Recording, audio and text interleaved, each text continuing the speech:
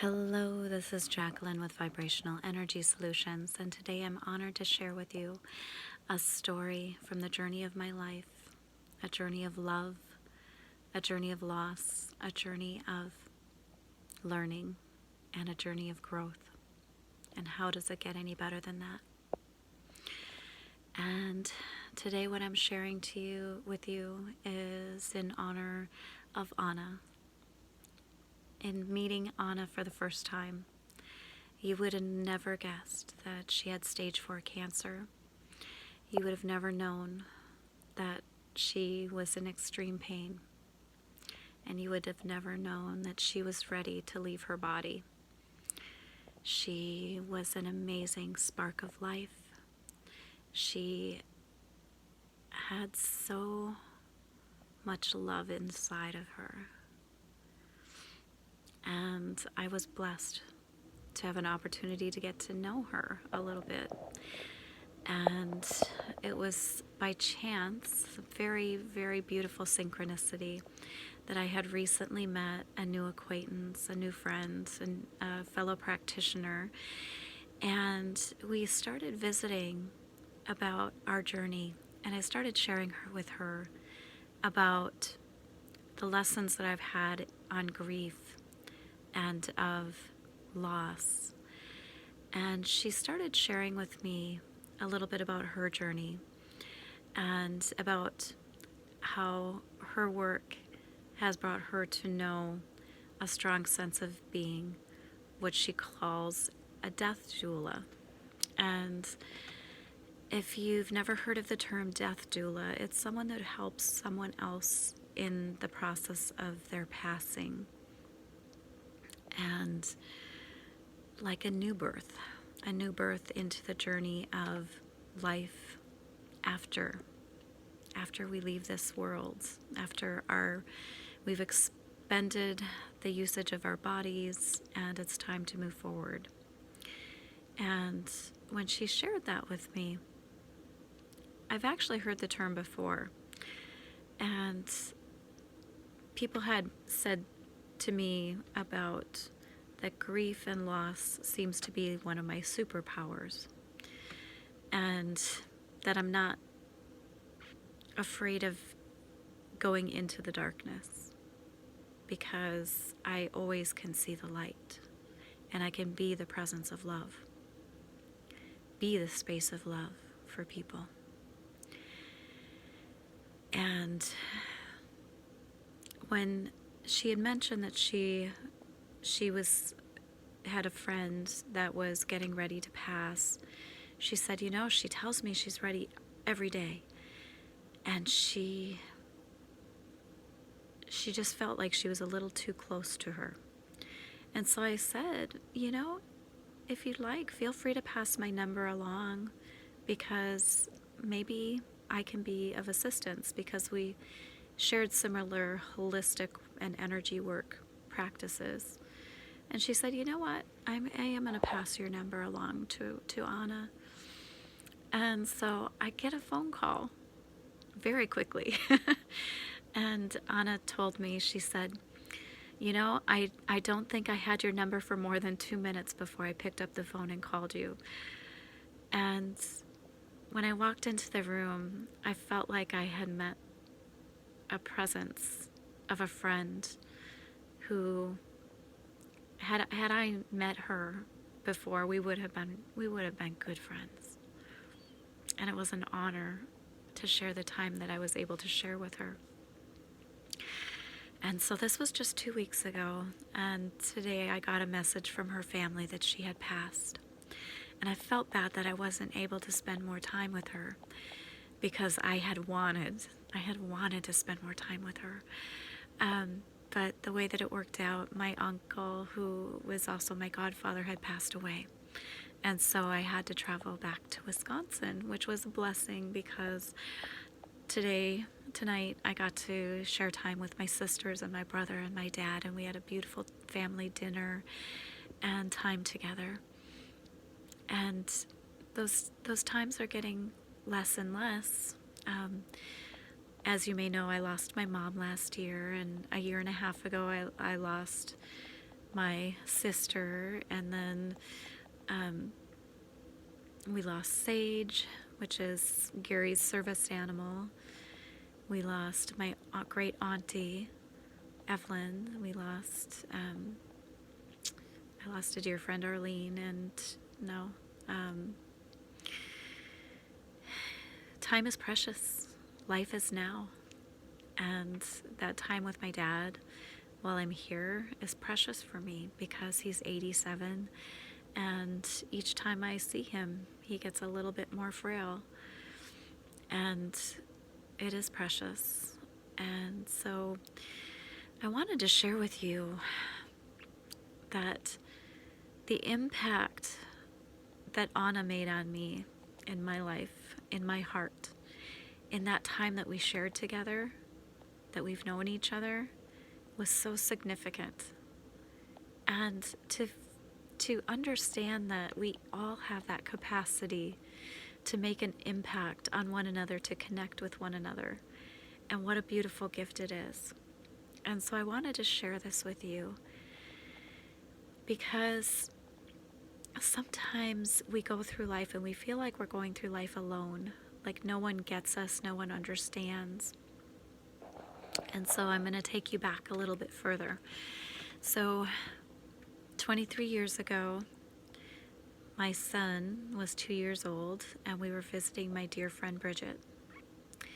And my friend Bridget was going through the end of her life, and I didn't know it. We had been friends since childhood, and she often would get sick and would end up in the children's hospital. And it was because she had a disease, a lung disorder called ciliary dyskinesia.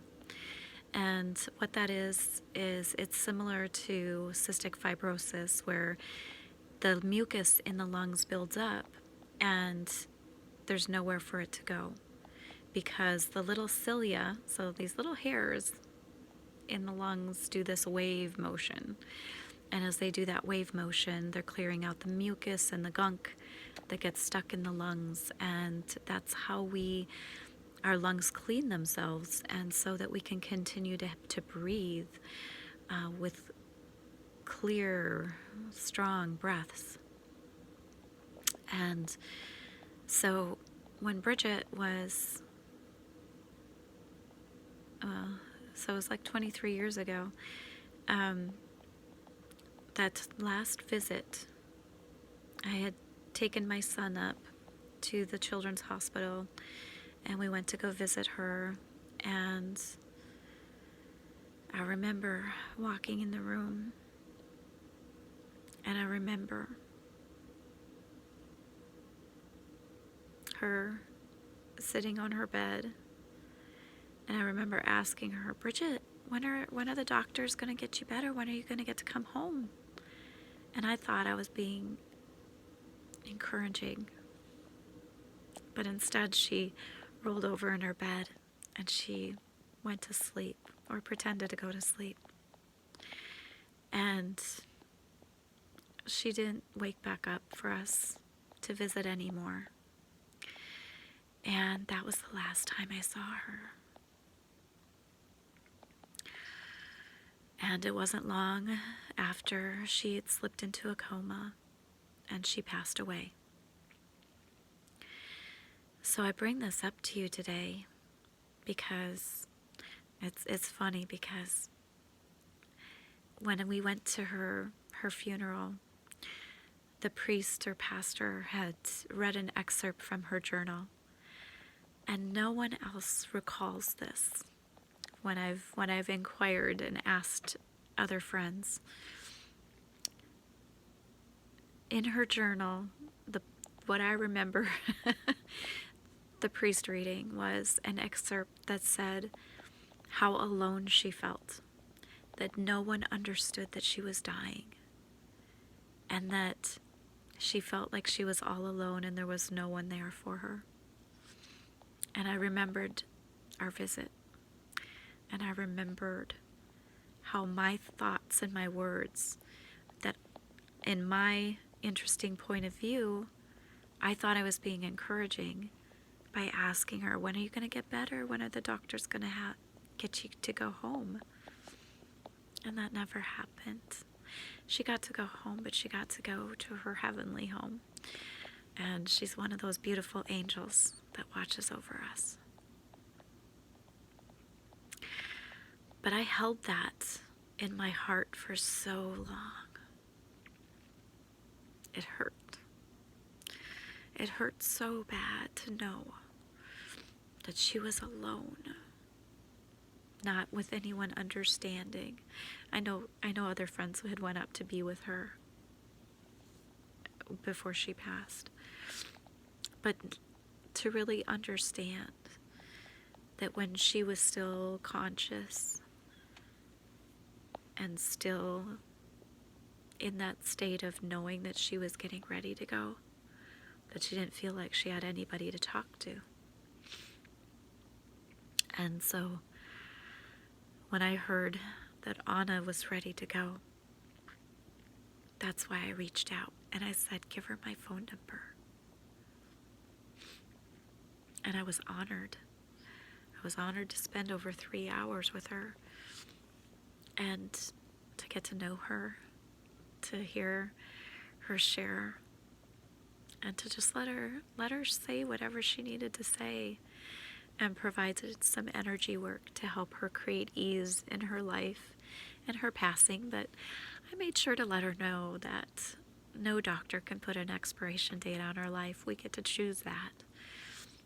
And that no matter what, we just wouldn't have any expectation of an outcome.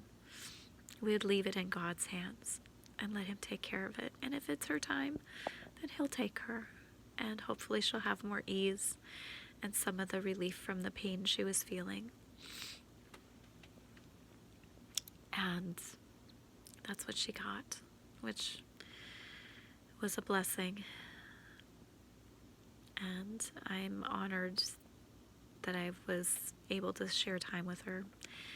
And I know she knows that I wish I could have shared more. And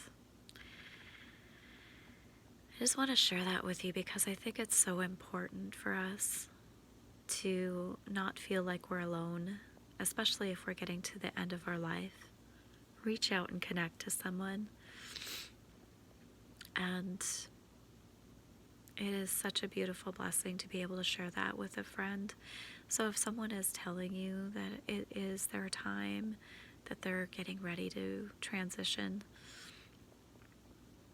consider it an honor to be able to share time with them. And you, my friend, right now are still alive, and life is now. So I encourage you to embrace life.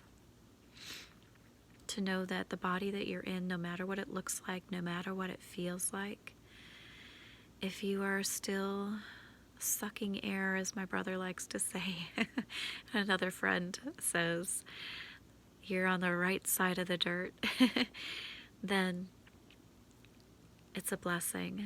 And you have another day in paradise, as my dad likes to say. And what a gift it is to honor that space and honor you. So I encourage you to look in the mirror and to say, I love you. To look deep into those eyes, which are the windows to the soul, and to say, I love you. And to feel it with this child within you, that God spirit within you. Because often I don't think we take the time to really connect with our heart, with our soul. And looking in the mirror and touching that space within yourself is really a beautiful gift. So I would really love to encourage you to do that. And each day, recognize that if you take responsibility for your health and your body, no matter what it looks like, if you're loving it, and you take make small, subtle choices of how to take care of your body, and small, subtle changes. Those small, subtle changes can make a massive impact in the long run. think of the turtle and the hare, and how the turtle takes the steady stride, and it's that steady stride that gets you to your end result many times. So I just want to encourage you today to know that your body every second goes through thousands of processes to keep your blood pumping, to keep your air breathing, to keep going. And so honor your body no matter the state it is in right now, and consider it a blessing and love it. And life is now. You get to live it to the capacity, into the possibilities and potential that is here for you. So create with your life, with your thoughts, your words, your actions, and make it an incredible life. It's your choice, so make it a great one. This is Jacqueline with Vibrational Energy Solutions, hoping you are making it a great day and sending so much love your way. Bye for now.